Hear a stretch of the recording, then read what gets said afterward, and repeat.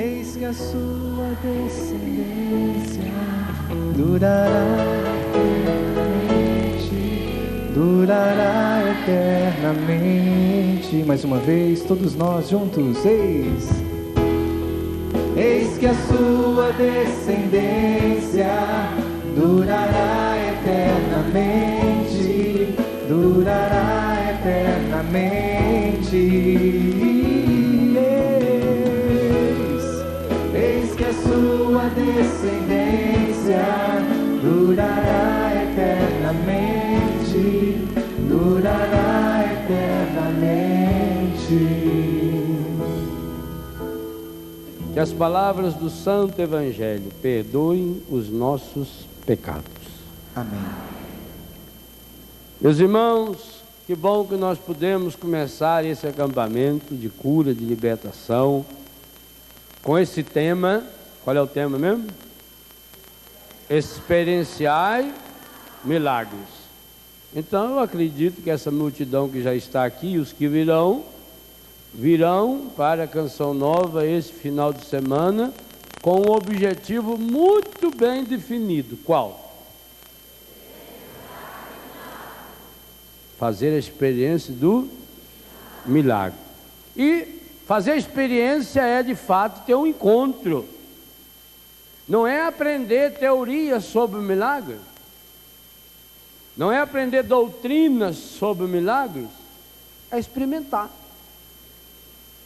E se nós observarmos bem, as 3 missas que teremos durante esse acampamento, elas vão nos dar algumas pistas muito concretas do que fazer para experienciar milagres. Começa com a solenidade. Vocês estão acostumados nessas últimas 3 semanas a ver a igreja vestida de roxo, e hoje ela se veste de branco. Hoje nós cantamos o Glória. Por causa de quem? E quem foi São José? Um operário, um trabalhador, um carpinteiro, um homem simples, com pouco estudo, mas que ajudou a mudar a história da humanidade. Porque acreditou no milagre, experienciou milagres. E experienciando milagres, tornou-se grandioso canal de milagres. Nós aqui no sul do Brasil, sudeste e sul, perdemos um pouco a devoção a São José. É uma pena. No Nordeste, São José você que é nordestino, não é verdade? Se até o dia de hoje não choveu, não é assim? Se chover até São José, eles sabem. Eles têm uma devoção grande a São José. E veja, nesse ano da campanha da fraternidade que fala de água, a fonte de milagre, nós precisaríamos voltar melhor o nosso coração para José, e o Evangelho de hoje é fantástico para isso, porque ele é para nós um modelo de alguém que experienciou milagres. A missa de amanhã, portanto a missa do meio do acampamento, vai nos ensinar a oração que Deus escuta, que Deus atende para fazer milagres em nossa vida. E vai mostrar também a oração que Deus não escuta. E se nós começamos o acampamento olhando para o Pai adotivo de Jesus, nós vamos terminá-lo. A missa do domingo é a volta para o Pai da misericórdia, é o domingo da alegria. Toda a liturgia da igreja está vibrando conosco para que de fato possamos experienciar milagres. Além disso, não é coincidência. Hoje está estreando em 500 salas de cinema do Brasil. A maioria delas já com lotação esgotada. O filme A Paixão de Cristo, do Mel Gibson. E é esplendoroso. Um católico que se preze não pode deixar de assistir esse filme. Esse filme foi feito a partir de alguém que experimentou milagres. Durante a gravação desse filme, diariamente era celebrada a Eucaristia no estúdio. E eles comungavam. A grande oração que o ator que fez o Cristo, fez o papel de Cristo, fazia com comunhão diária e confissão frequente. Ele foi recebido pelo Papa essa semana. Senhor, que eles não me enxerguem, que eles vejam Jesus. Esse filme é espetacular. E digo a vocês, toda a crueldade que aparece no filme, aparece de modo muito claro, não foi nem 1/1000 do que aconteceu. Nem 1/1000. Se você ler o que Dr. Pierre Barbet escreveu há muitos anos atrás, ele como um cirurgião francês, estudando só o sudário, você olha o filme, ainda foi ameno, e é forte. E é forte.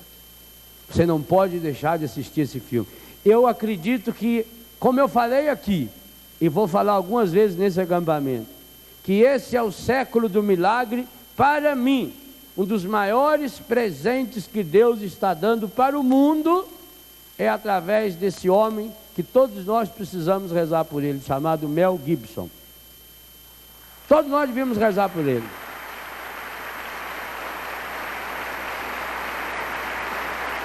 Porque, meus irmãos, esse filme, se fosse estrelado por sua santidade, o Papa João Paulo II, não teria o mesmo peso.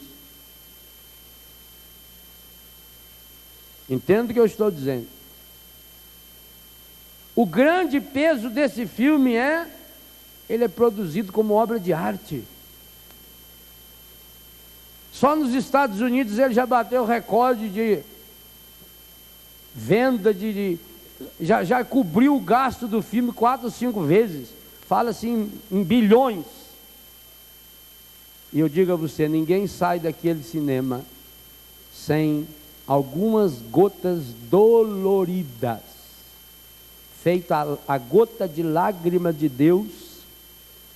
Ninguém sai de lá do mesmo jeito que entrou. Em Portugal, onde eu assisti, eu ouvi testemunhos maravilhosos.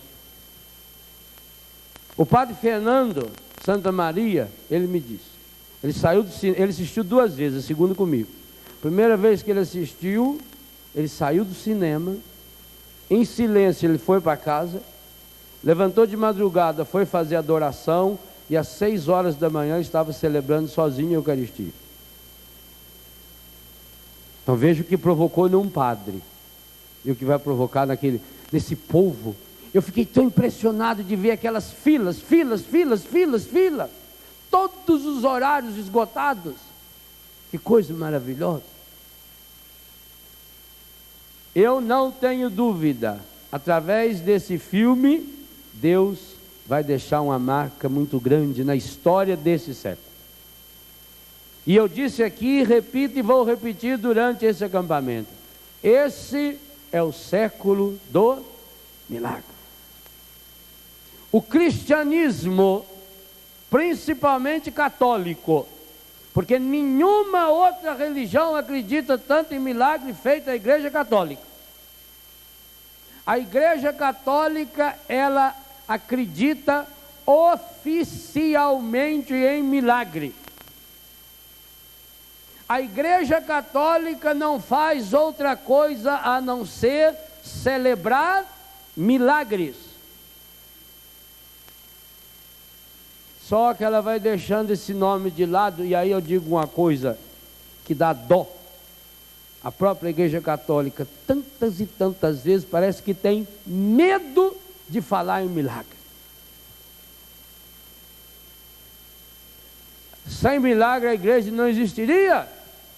A começar do milagre do nascimento de Jesus, que o evangelho de hoje já nos aponta. O maior de todos os milagres para o qual estamos nos preparando, a ressurreição de Jesus. Não existe, não existiu e não existirá. Eu diria o seguinte, já com todas as letras no início do acampamento: todos os milagres que nós experimentamos são pequenas participações num único milagre, a ressurreição de Jesus. Todo milagre é participação na ressurreição. Sem esse milagre, nenhum outro existiria.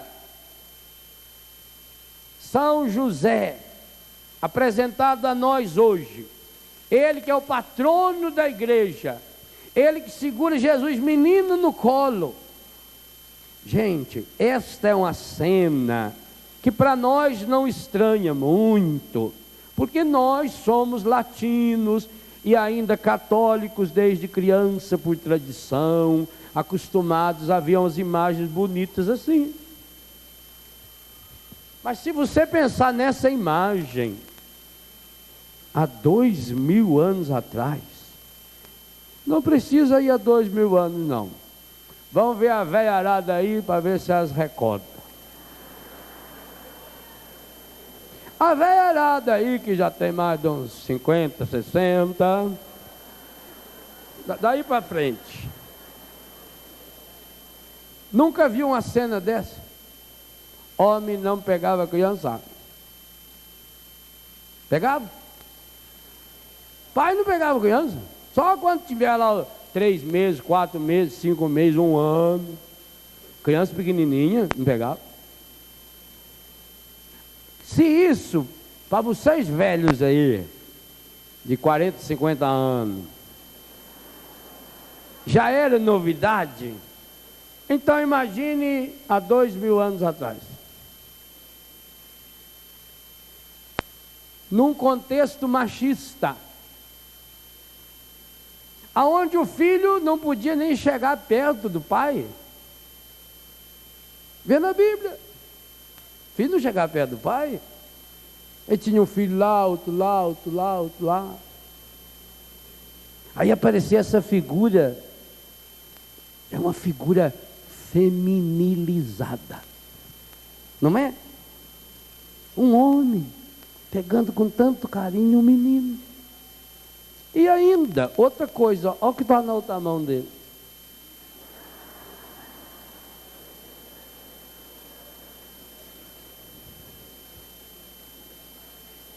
A florzinha. Não parece esquisito? Pois eu digo a você, se você não tiver essa coragem, sendo homem ou sendo mulher, não vai experimentar milagre. Não vai.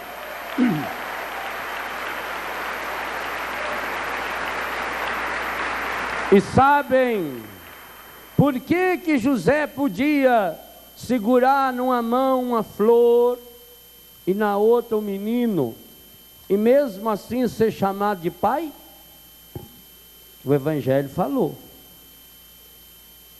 Porque ele era um homem justo. O que significa justo? De justiça? Só se não prestou atenção nas outras leituras. Romanos falou o tempo todo que aqui não tem nada a ver justiça com lei e com herança. Falou que tem a ver com fé. O que é uma pessoa justa? Antigamente, quando eu ia comprar uma roupa, não tinha roupa pronta, tinha que mandar fazer. Senhora, quando ia casar sua filha, lembra? 1948, hein? 55, bons tempos. Quantas vezes a senhora foi na costureira para ajustar o vestido? E era solene, o dia de ajustar, o dia de experimentar a roupa era soleníssimo. tomava banho, rolava o cabelo, já punha o chinelo para ver se ia combinar, gastava a tarde inteirinha na casa da costureira. Primeira costureira fazia café, aquelas bolinhas, aquelas bolachas, né? Fritava os pastel. Quando não tinha carne, fazia só o cascorão. Cascorão é o pastel sem nada dentro.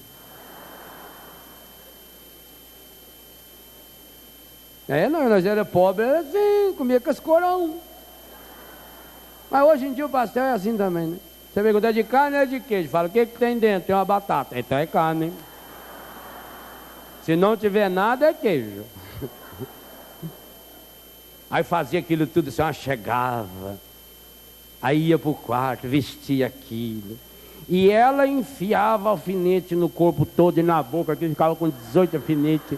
E ela ia arruma para lá e levantava o braço aqui, enfiava aqui assim, enfiava e dobrava. Aí desfilava para lá, desfilava. Não era assim? Que a roupa tinha que estar bem ajustada. Sapato, não é igual hoje que a gente vai lá, compra e já enfia no pé. Sapato tinha que mandar fazer, ajustar bem.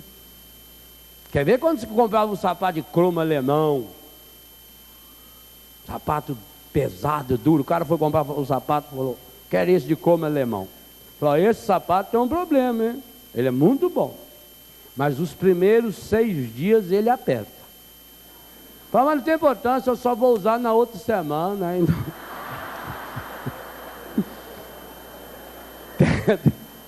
Até lá já ajustou, né? Quando comprava um sapato até ajustar, meu filho, você enchia aquele chumaço de algodão com arco dentro dele, com cachaça, né? Andava assim, aquilo, você apertava o pé da gente. Primeiro porque você não tinha mesmo costume. O homem, quando ia fazer um paletó, era muito difícil fazer paletó. Tanto que hoje em dia já não faz. Hoje faz uns negócios aí. Mas paletó, então tem que ser forrado, tem que fazer aquela ombreira aqui certinho assim. O homem fica igual com uma estalta lá. Quando você chega lá, o paletó é tudo sem manga, aí veste o forro primeiro, ajusta. Você tem que estufar a barriga, encolher a barriga, levantar o braço, o movimento, vira aqui assim, aí dobra a mão, tinha que dar 2 dedos para cima da mão aqui. E agora anda solto, porque todo mundo vai experimentar paletó, ficar. Aí lá na hora ficava uma beleza, depois chegava, começava a mexer e abrindo aqui, né? Comia muito na testa, sentava, ficava os botões abertos aqui. Então, o que é uma roupa justa? Não é essas justas de hoje, não. Isso de hoje é outro nome. É outro nome. Tem na Bíblia também, mas é outro. Isso é grude, né? Essas caixas de fusor. É para dar confusão. Não é só fusor, é fusão. Então, uma roupa justa é uma roupa feita sob... Uma roupa que tem um caimento perfeito.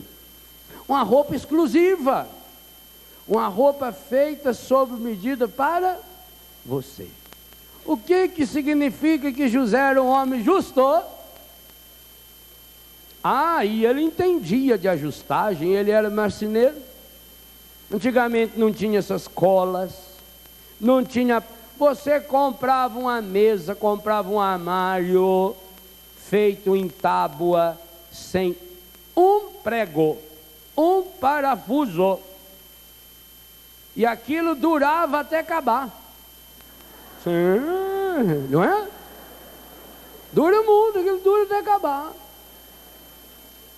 Porque era muito bem ajustado. As peças se encaixavam. E aquilo tinha que ter uma paciência, ia alisando, ajeitando, arrumando, até que encaixa direitinho. Não pode ser muito largo, não pode ser muito estreito. Se cortar muito, ele fica solto. Não é assim?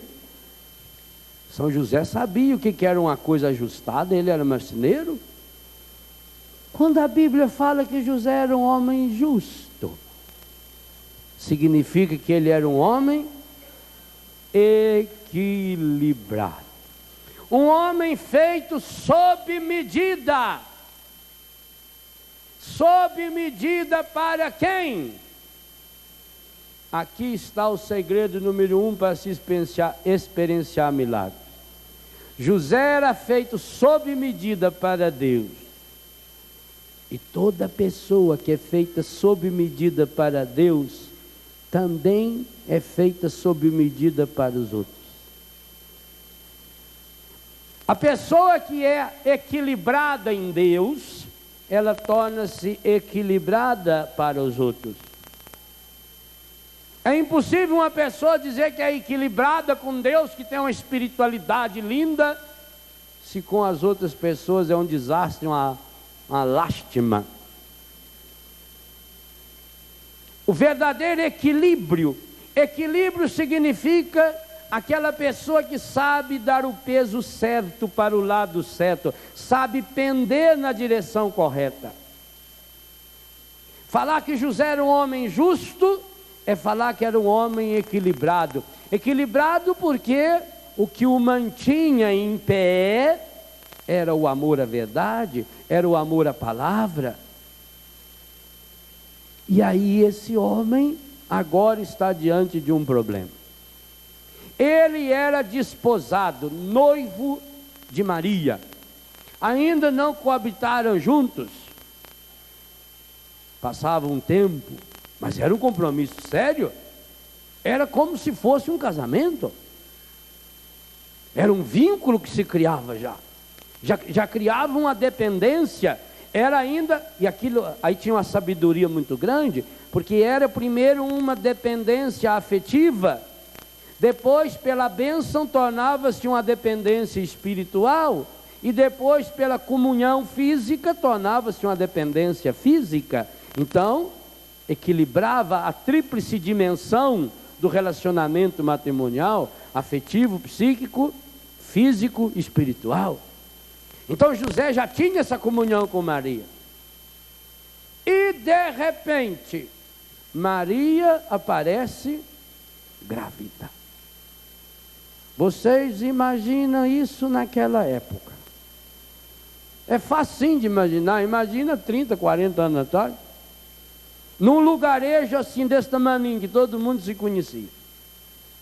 E a lei era muito clara. Quando uma moça ficasse grávida antes do casamento, ou o marido assumia, casava, mas se não fosse do marido, ele tinha que denunciá-la. E os primeiros a apedrejá-la tinha que ser os seus pais. E essa era a situação de Maria. Maria correu risco de morte. Tem gente que fala risco de vida. Risco é de morte. Tomara que eu corra risco de vida sempre, né? Evita risco de morte. É a mesma coisa que eu falo que está correndo atrás do prejuízo. Corra atrás do lucro, deixa de ser besta. Corra do outro lado. O prejuízo está para lá, você corre lá, não vai para lá. Maria estava à beira da morte. Mas como Maria era equilibrada e justa também, tinha consciência dela tranquila.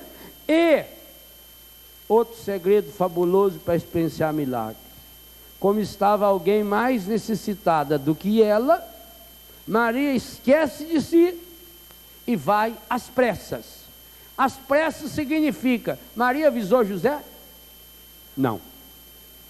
Maria foi trabalhar de empregada doméstica. Mas por que Maria não avisou José? Oh, meu irmão, minha irmã, quem não tem peso na consciência não se preocupa com justificativas.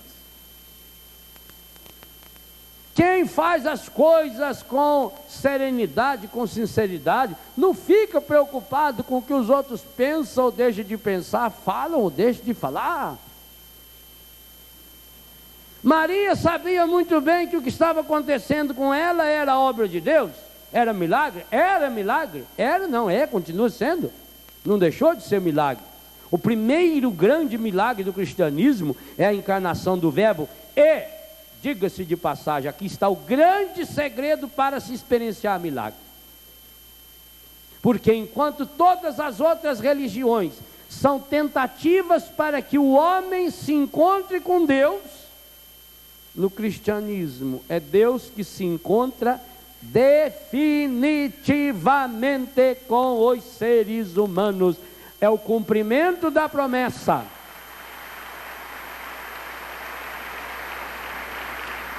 O ponto de partida para o milagre é o que nós ouvimos na primeira e na segunda leitura.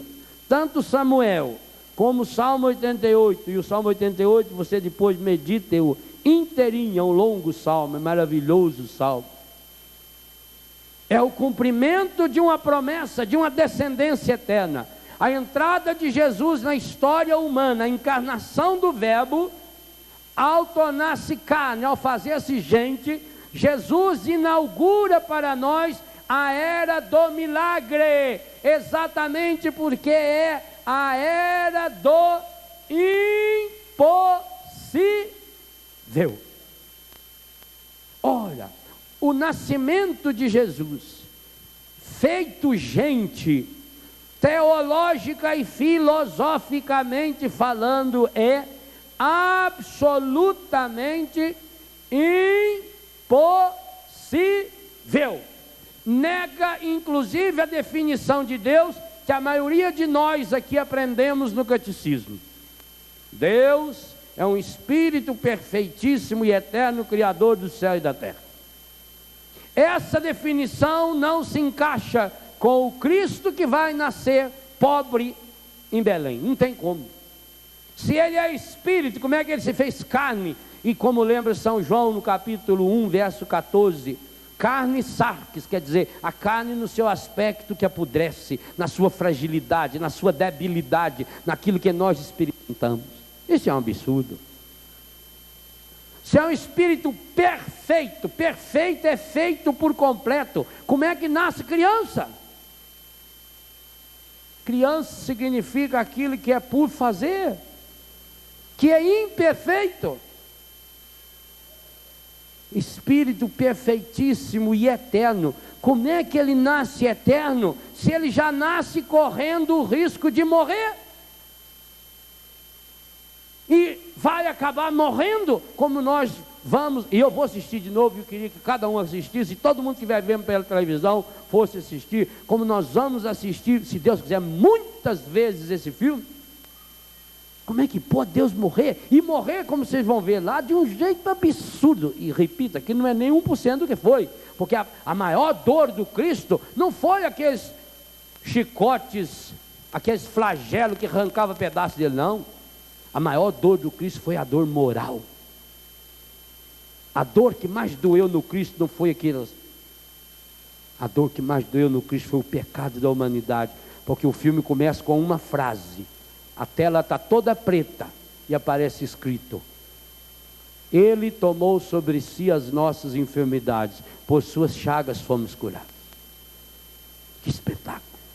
Essa foi a grande dor do Cristo. Não pensem vocês, tem muita gente que na hora que o sujeito dá aquela chicotada, que parece que arranca um pedaço do Cristo, muita gente faz assim. Aliás, na Bíblia diz que quando eles olhavam para o Cristo, meneava a cabeça. Ele era medonho. Como é que pode então um Espírito perfeitíssimo, eterno? Eterno é aquilo que não acaba. Como é que o eterno pode morrer? Aliás, se nós não entendermos isso ao longo desse acampamento, sinto muito, você vai voltar para sua casa e não vai experimentar nem meio milagre, quanto mais um. E vai ser uma pena. Vai ser uma pena. Pena em primeiro lugar não é por você não, vai ser uma pena por parte de Deus. Porque a coisa que Deus mais gosta de fazer é milagre. Ele vive fazendo milagre. Aliás, ele não sabe fazer outra coisa, não ser milagre. É verdade. Mas ele condicionou. A partir da criação do ser humano, Por isso que eu disse, aqui está o específico do cristianismo. Enquanto as outras religiões são tentativas para que o humano chegue ao divino, no cristianismo, o divino tornou-se humano. E São Paulo vai dizer naquilo que a teologia chama na kenosis. Kenosis é o despojamento, Cristo que vai abaixando, vai diminuindo, mas ao mesmo tempo que ele se abaixa, que ele diminui, ele vai perdendo, vai despojando, vai arrancando. O filme mostra muito isso, é o que está escrito em Filipenses 2, de 6 a 11. Sendo ele de condição divina, não se apegou a essa condição, mas tornou-se humano, e como humano escravo obediente até a morte, morte de cruz. Quer dizer, é o aniquilamento, é kenótico, aniquila, ele perde tudo, ele perde a sua dignidade. E o filme não mostra, mas o Cristo na cruz estava completamente pelado, não tinha que fraldão, estava completamente pelado, até porque nós sabemos que os órgãos genitais são mais sensíveis para levar chicotada e sofrer e machucar mais ainda. Cristo estava completamente desnudo, desfigurado, nos diz o profeta Isaías. Ele perdeu. Quem olhava para ele não podia enxergar. Como é que olhando para aquilo eu posso enxergar que tem Deus? Não posso. Humanamente é impossível. E aqui está o obstáculo número 1 para o milagre. Enquanto eu não enxergar além daquilo que é possível aos olhos do mundo, eu não atinjo a sintonia do milagre. Jesus, ao tornar-se humano, ao despojar-se por completo, ao deixar de lado, não se apegou, quase que recusou, não por desprezo, por amor ao Pai, por amor à humanidade, para refazer aquilo que o pecado estava conseguindo desfazer. E é por isso que ele repete, o sacrifício redentor de Jesus se repete em cada Eucaristia, cada dia, cada milésimo de segundo, nas milhares de missas celebradas mundo afora.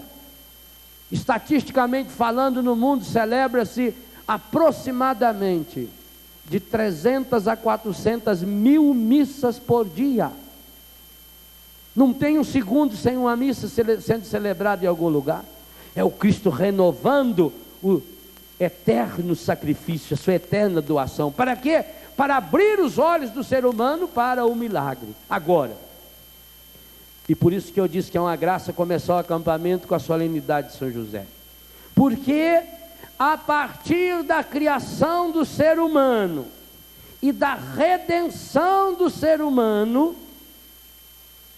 o modus operandi, o jeito de agir de Deus na história, passa obrigatoriamente, faz como o mineiro diz, subline embaixo, obrigatoriamente, em letras garrafais bem grandes, passa pelo ser humano. A partir da criação do ser humano, e de modo especial da redenção humana, quando o Verbo de Deus se fez carne, Deus não age mais diretamente na história, Deus age na história, através do ser humano, de modo humano. O próprio Deus se humanizou. É isso que significa o Verbo de Deus se fez carne. E para que o Verbo de Deus se humanizasse, no sentido de tornar-se humano, precisou, por um lado, de Maria, aquela que, sendo 100% humano, inteira de Deus, acolhe Deus, mas precisou 100% de José. Por isso precisava de um homem equilibrado, por isso precisava de um homem justo, porque se Maria deu à luz Jesus, quem deu o nome a Jesus? Foi José. E dar o nome na Bíblia significa denominar, dominar. Vejam bem, a missão que Deus dá, olha bem o papel, A missão que Deus deu a José em relação ao seu filho unigênito, que é Jesus, foi a mesma que deu a Adão em relação ao universo inteiro. Você vai denominar, você vai dar nome a todos os animais. José é aquele que vai dar nome. Além de nome, é aquele que vai dar proteção. Por isso ele está segurando no colo. Por isso essa imagem é espetacular. Além disso, o outro aspecto espetacular, sendo José operário, ele é o patrono dos operários, patrono universal da igreja. Por isso que também nós o recordamos, São José, como operário, no dia 1º de maio. Operário significa aquele que trabalha, aquele que coopera, aquele que trabalha junto, aquele que labuta. Meus irmãos, minhas irmãs, não existe milagre sem labuta, não existe milagre sem luta, não existe milagre sem trabalho, e esse trabalho precisa ser interior, espiritual, precisa ser afetivo e precisa ser efetivo também. José, portanto, é para nós esse modelo de preparar-se para o milagre, inclusive quando algo na sua vida foge dos seus planos. José estava com a vida feita, a sua marcenaria, a sua Maria, o projeto de Deus estava claro na sua vida. De repente,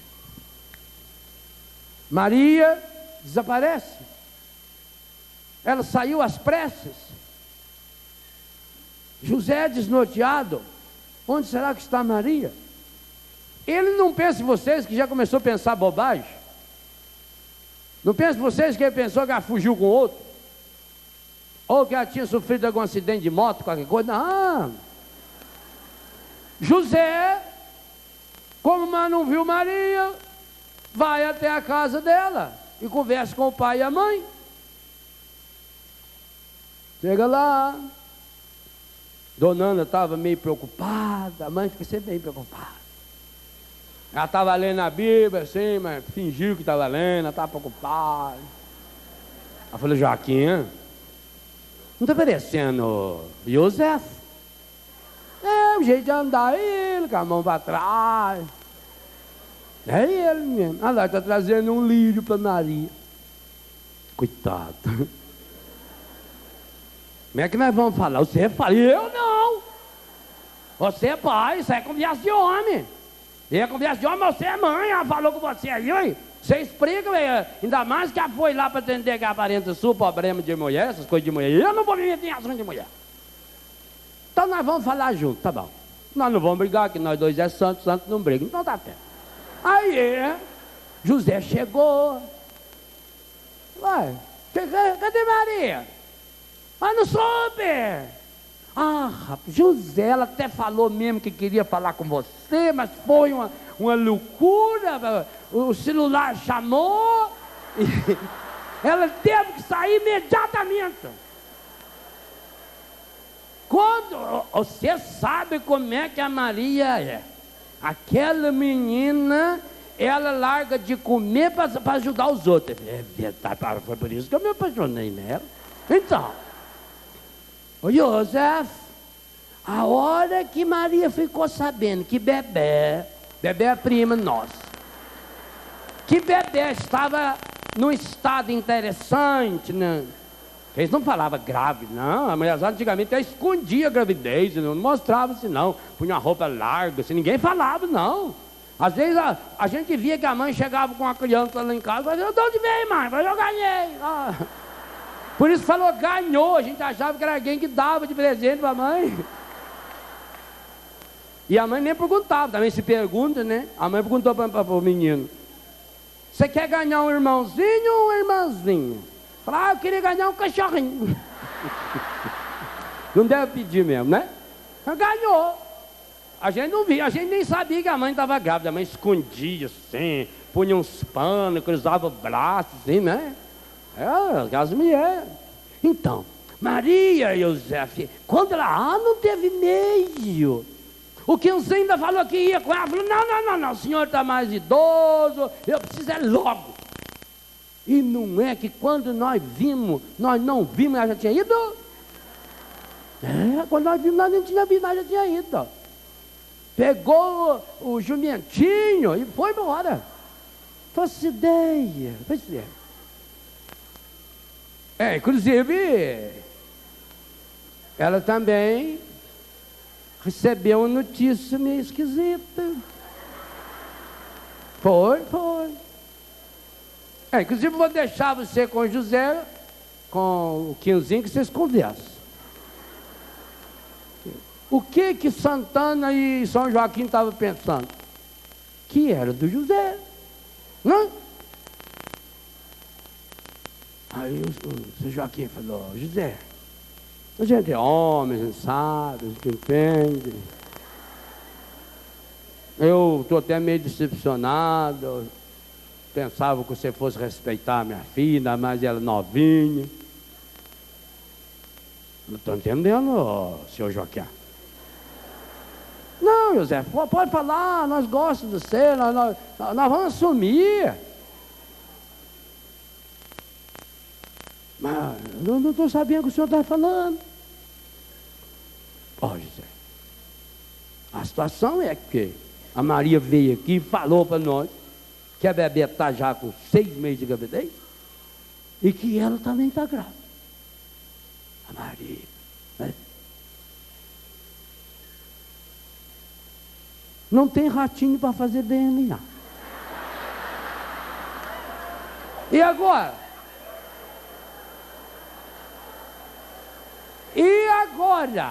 E agora, José?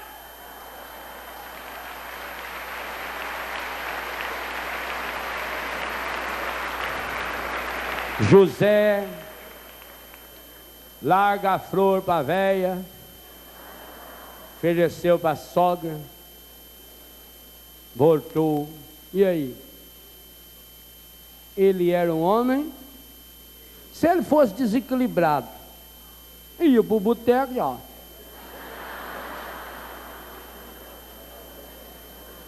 Garçom, né?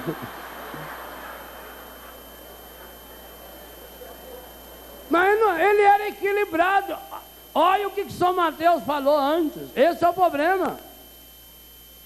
Não falou que ele estava equilibrado. Falou que ele era, significa que não saía fora de si. Ele volta para casa. Agora ele está num dilema.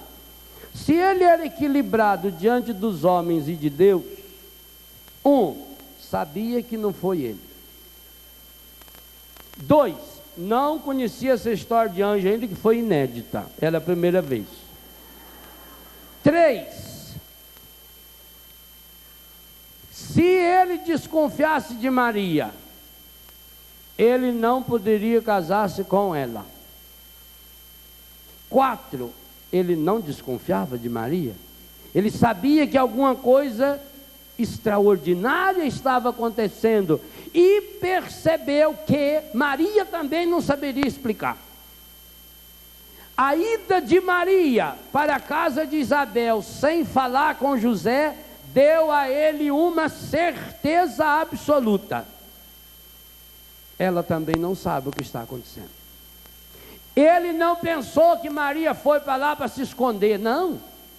Porque se ele pensasse isso, gente, lá na casa de Joaquim e Ana, ele iria dizer: então eu vou denunciá-la, porque ele era justo.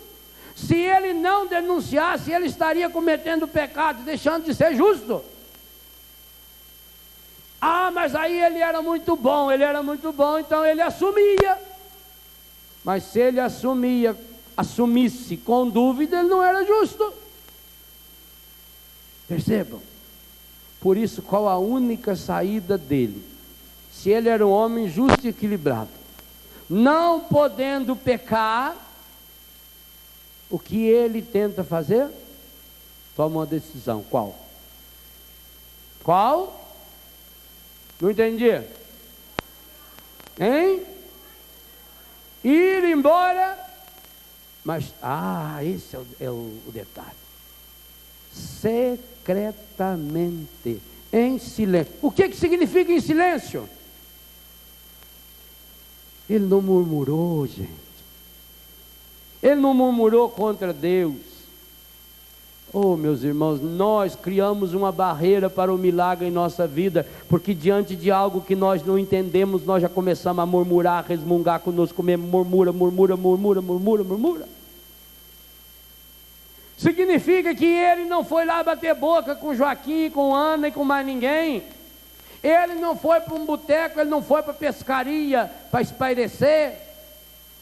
Ele tomou uma decisão, a única decisão que um homem honrado, equilibrado e santo poderia tomar. Silenciosamente, secretamente, sem deixar nenhuma pista, nenhuma, sem nenhuma justificativa. Quem é equilibrado em Deus não fica justificando. Ele tomou uma decisão nobre. Por quê? Porque fugindo secretamente, quando Maria voltasse grávida, ela seria apedrejada? Não. Ela seria acolhida, assumida como vítima de quem? De José. A culpa recairia sobre ele. Meus irmãos, na atitude de José nós já temos um proto-evangelho, um anúncio antecipado daquilo que o anjo disse logo em seguida que Jesus iria fazer. Ele já estaria assumindo a culpa. Deus não poderia escolher outro homem que não José. José foi escolhido porque ele estava disposto a assumir a culpa que a sociedade injustamente iria atribuir a Maria e jogar para ele. Mas ele não estava preocupado com isso, porque ele era um homem justo, ele era um homem equilibrado. E quem é justo e equilibrado não está nem aí porque o que vão falar ou deixar de falar. Quem é justo e equilibrado é capaz de sacrificar a própria vontade, é capaz de sacrificar a sua realização pessoal, o seu projeto pessoal, por causa de um bem maior. E José enxergou com a luz da fé algo maior que ele não entendia o que era. E quando ele tomou a decisão correta, somente aí o anjo de Deus pôde aparecer para ele. Para muitos aqui, muitos de nós, nunca o anjo apareceu. Por quê? Porque nós não fazemos a cama, a parte humana. Nós nos precipitamos. Como é? Por que Deus não me ajuda a resolver isso? Ele diz: sua anta, eu estou tentando. Para pelo menos, como é que eu vou falar com você? Desliga essa porcaria dessa televisão, desse rádio, eu quero falar com você. Abra a palavra que está aí, eu quero falar com você. Nós ficamos na agitação, corre vai lá, corre vai cá, faz isso, faz aquilo, resmunga, e faz isso, e faz aquilo, e meu Deus, por quê? Ele olha e fala: deixa de ser anjo. José fez o que era humanamente correto, e quando ele fez a parte dele, você quer experimentar milagres? E eu vou retomar isso algumas vezes, você terá que fazer 100% a sua. Não adianta eu fazer 30%, mas eu já rezei, já fiz novena, já fiz isso, já fiz aquilo. Mas eu inclusive já fui a pé da Aparecida do Norte, eu fui na Canção Nova, eu fiz isso. Quantos por cento? Eu já fiz 60%. Se você fizer 99,9999999%, ainda não dá o milagre. O milagre precisa 100% humano, porque só quando nos predispomos ao 100% humano é que se encaixa, se ajusta. Por isso José é justo, o 100% de Deus. A Canção Nova está nos ensinando mês a mês que o nosso Deus é o Deus do 100% no mínimo, porque mês passado ainda passou 6. No mínimo 100%. Infelizmente nós católicos estamos, a grande maioria dos católicos contenta aí com 4, 5%, 10%. Bom, começa a fazer um percentual matemático do seu dízimo, das suas orações. Quantas horas você reza por dia? Não responde. Aí você já vê. Então, se eu não tiro um momento para santificar meu dia, eu não santifico o resto que eu faço. Enquanto eu não for 100%. Por que Deus não me curou dessa enfermidade física ainda?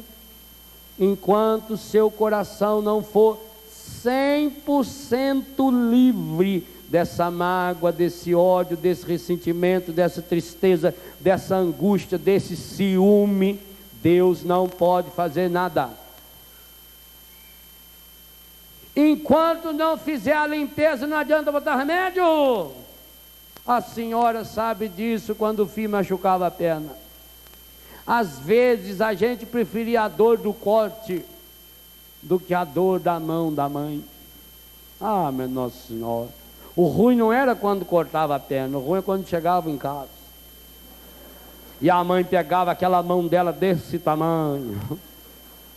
E quando enfiava um estrepe no pé, uma ferpa, né? A mãe vinha assim, punha a lamparina perto, né? Porque não tinha luz elétrica, pegava aquela agulha dela assim, e ia cavocando. Aquilo parece que ela estava fazendo uma broca. Até tirar. E às vezes, tá doendo. Chamava o irmão mais velho, segura. Eu não falei para você, cachorrinho, não andar a pé descalço lá. Aguenta agora, filha da mãe. Quando falava filha da mãe. E quando o menino falava um palavrão? Mas segurava firme. Às vezes vinha o pai com aquela mão medonha assim, cheio de calo, né? Pior ainda. Que a mão cheia de calo não tem jeito da perna virar, que ele encaixa na gente assim, parecendo engrenagem. Aqui eu sei, essa agulha não adianta não. Você tem um canivete? Ai, canivete não fala. Aquele canivete do pai, aquele canivetinho corneta. Bom que era uma coisa, o papai molava e ele assim, aquele pegava uma laranja para descascar, fazia aquele bolinho assim para gente chupar, né? Dá a tampa aí, pai. A hora que precisava do canivete do pai para abrir o pé, ai que dor medonha. E antigamente o mertiolate ardia. Hoje a modernidade, quando a gente via aquele vidrinho, quer ver que o pai ia para a cidade, o que precisa comprar? Compra arroz, biscoito, mertiolate. A gente pediu, Deus, faz ele esquecer do mertiolate. Mas a mãe era muito boa, ela punha e soprava para arder menos. Não tem outro jeito. E se não limpava, piorava. Hoje ainda recordei com a mamãe isso. Uma vez eu enfiei um pedaço de pau no vão do dedo. Aí eu tinha lido um livro na escola, O Pagador de Promessa, que o burro cortou a perna e eles puseram bosta de vaca na... Burro copia burro. Quando eu vi aquele negócio lá quentinho, eu toco no pé. Estancou o sangue. É bom, é um remédio bom. Principalmente bom para dar tétano na pessoa. Esse remédio é bom para machucar? É muito bom para dor. É ruim para quem não quer dor. O sujeito chega na farmácia e fala, me dá um remédio bom para dor de cabeça.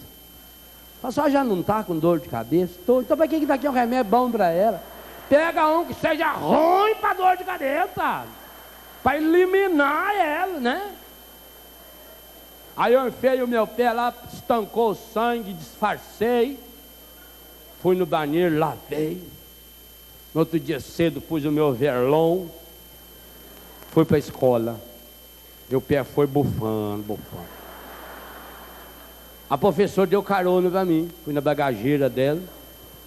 Quando eu desci na porteira, a mamãe olhou lá de cima, achou que eu estava brincando. Eu não conseguia andar. Eu subi arrastando o morro até lá em casa. Quando eu tirei o sapato, o meu pé era um negócio. Olha que absurdo. Por quê? Porque quando você corta, tem que primeiro tirar a sujeira. Não tem outro jeito. Você chega na farmácia, eles vão aplicar a injeção. Primeiro não limpa, não passa o álcool assim. Primeiro tem que tirar a sujeira. Porque senão, aquela sujeirinha que tem ali, bem naquele lugarzinho do furo, a hora que vai dar a injeção, a agulha empurra que a sujeirinha entra lá dentro. Aquela sujeira entra dentro da corrente sanguínea, Deus o livre, mata uma pessoa. Quando vai tirar um ponto, por exemplo, tem que tomar um cuidado muito grande, fazer asepsia, lá limpar, esse passa aquele líquido, limpa. Aí corta e puxa, porque se não limpar a sujeirinha do ponto fica lá dentro. Isso aí Deus o livre, guarde. A medicina hoje sabe, uma grande preocupação é as contaminações hospitalares, não é? Porque não adianta só curar, é preciso tirar a sujeira. Oh, meu irmão, aqui nós estamos aprendendo isso. Se nós não tirarmos as sujeiras do nosso coração e da nossa vida, não adianta Deus botar remédio. Às vezes o tirar a sujeira vai doer muito mais, porque vai precisar de álcool, quando for só isso. Mas é que às vezes precisa fazer uma raspagem. Quando a senhora vai no médico, a senhora está com aquela queimação, porque por baixo, a urina queimando, aí ele põe o exame e fala, olha, a senhora está cheia de feridinha no útero, vou ter que fazer uma raspagem, vou ter que cauterizar, é queimar. Vou queimar cada feridinha, só vai ficar um tempo em repouso, só vai tomar esse, não é assim? É dolorido. Quantas vezes o dente tem que fazer a raspagem, tem que limpar, a broca tem que ir lá no fundo achar onde está a raizinha da cárie. Não adianta só tapar por fora. Nós achamos que milagre é você ir lá e pôr uma capa bonita no dente. Muitas vezes pensando que o milagre é isso. Não. O milagre vem, grave essa frase, milagre vem de dentro para fora. Milagre acontece quando acontece o encontro. Essa mão é a nossa mão, é o humano, e essa minha é a divina. Quando acontece 100% do humano. Do divino nós não precisamos nem nos preocupar muito, Deus é sempre 100%. Deus nunca é 99%, Deus é sempre 100%. Quando encontra, e não é 50% meu e 50% de Deus, tem que ser 100% meu, para encontrar o 100% de Deus, aí forma uma nova e eterna aliança, e aí acontece o milagre. Então José, na hora em que ele tomou a decisão certa, Deus chegou. Quando ele deu 100% dele, Deus veio com o seu 100%. Falou, José, pode receber Maria. O que aconteceu nela é obra do Espírito Santo.